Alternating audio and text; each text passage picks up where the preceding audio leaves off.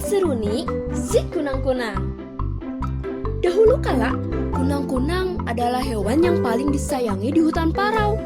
Tubuhnya kecil, indah, dan dapat mengeluarkan cahaya di malam hari. Sehingga penduduk di hutan parau yang rata-rata adalah perempuan sangat memuja dan menyukai binatang kecil kunang-kunang. Seiring berjalannya waktu, perangai kunang-kunang sebagai hewan yang asal mulanya sederhana dan ramah berubah menjadi bongga dan suka marah, serta menjelek-jelekan hewan lain. Dan ketika pada suatu hari, wah, udara yang cerah, tetapi rusak karena kehadiran seekor ulat di bungaku yang indah ini. kata kunang-kunang pada temannya seekor kunang-kunang juga. Ulat yang diejek oleh kunang-kunang hanya tertawa dalam hati sambil berdiam di ujung bunga matahari yang tumbuh di hutan parau itu.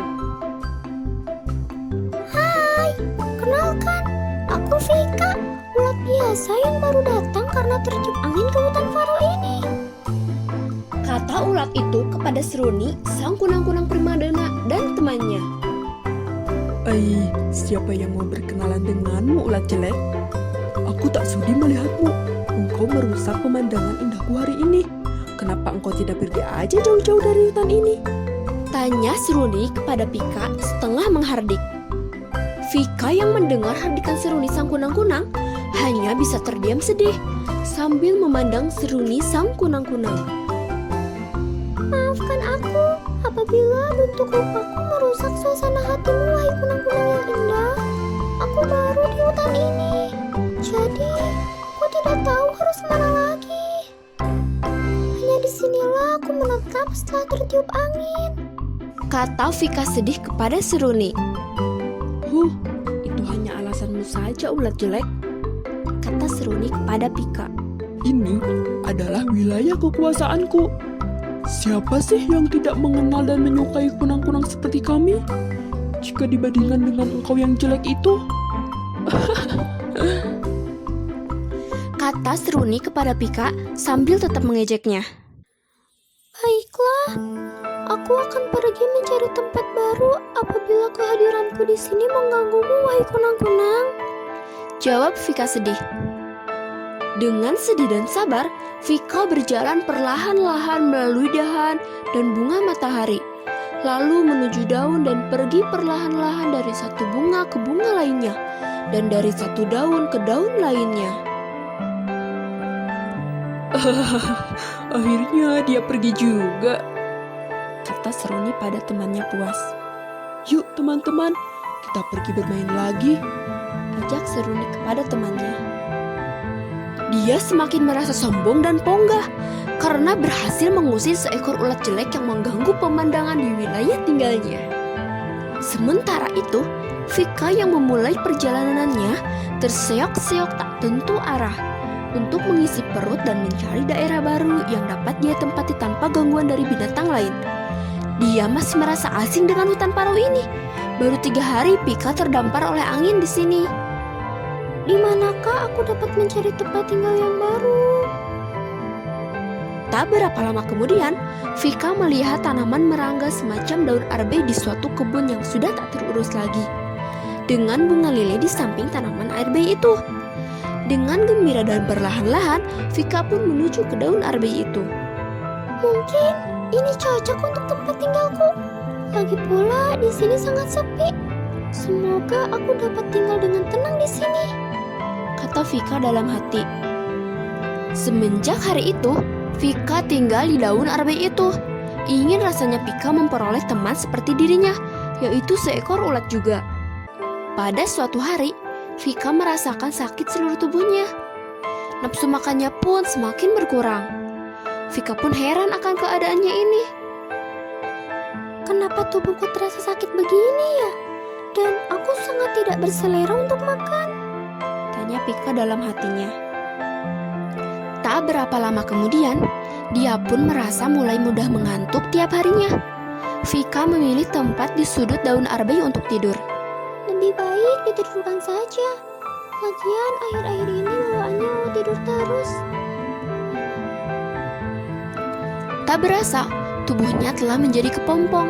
Setelah 1 bulan lamanya, Vika pun terbangun dari tidur panjangnya. Kepompong itu telah terbuka. Lalu keluarlah Vika dari tempat tidurnya.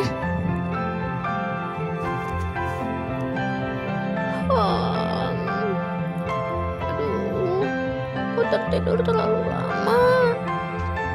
Hei, kenapa tubuhku jadi ringan ya? Vika segera berlari menuju air di daun untuk mengaca dirinya. Sangat terkejutlah dia melihat perubahan dirinya yang sekarang. Benarkah ini saya? Yang dulu seekor ulat, kini telah berubah. Kata Vika dalam hati.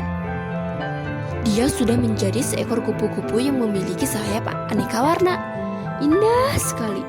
Vika pun bercucuran air mata bahagia mencoba untuk terbang. Oh, ternyata aku telah menjadi seekor kupu-kupu yang dapat terbang. Terima kasih Tuhan, aku dapat terbang dan dapat menikmati indahnya hutan ini tanpa harus berjalan lagi. Tiba-tiba, ketika sedang bergembira, Vika bertemu dengan Seruni dan teman-temannya. Vika segera menyapa mereka. Hai kunang-kunang, apa kabar? Tanya Vika ramah. Seruni sangat terkejut melihat seekor kupu-kupu yang indah sedang menyapanya. Dengan ketus dia menjawab, Siapa di kau? Aku belum pernah melihat binatang sepertimu. sejujurnya, Seruni sangat mengagumi keindahan sayap sang kupu-kupu. Vika segera menjawab, Hai, aku Vika, si ulat yang dulu kau usir. Masih ingat kan? Seruni sangat terkejut mendengarnya. Dengan tidak percaya dia memandang Vika. Dengan segera dia mengejek kembali. Tidak mungkin itu kamu, ulat jelek. Ulat menjadi kupu-kupu. Sudahlah sana, dasar tukang bohong. Kata Seruni sambil pergi dengan temannya memandang sinis kepada Vika sang kupu-kupu. Sementara itu, Vika sangat senang dan menikmati perubahannya kini.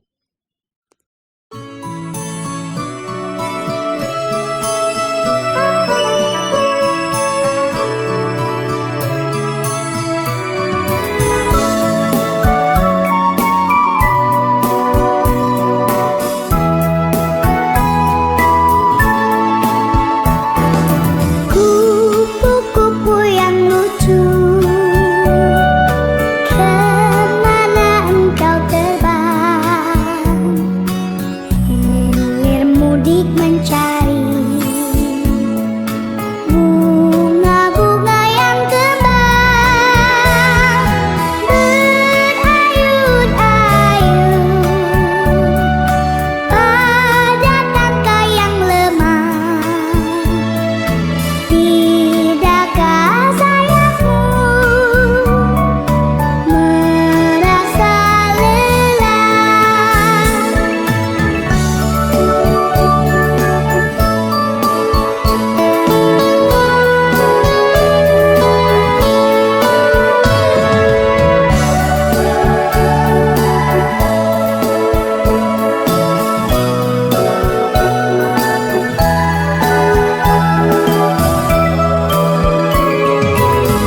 kupu-kupu yang elok, bolehkah saya setan mencium bunga-bunga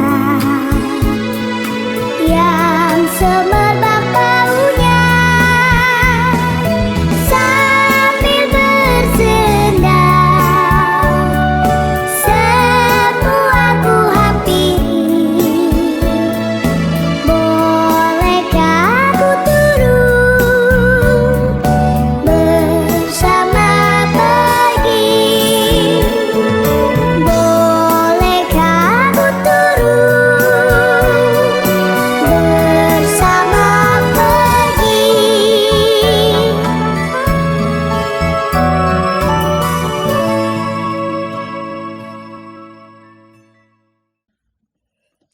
Semenjak Vika menjadi kupu-kupu, tersiarlah kabar ada binatang yang lebih indah daripada kunang-kunang. Dialah Vika, sang kupu-kupu. Semenjak itulah, kupu-kupu lebih terkenal daripada kunang-kunang. Sehingga Seruni sang kunang-kunang sangat malu dengan kesombongan dirinya sendiri. Sejak saat itu pula, kunang-kunang dapat kita jumpai pada malam hari saja, karena pada siang hari dia merasa malu bertemu dengan kupu-kupu.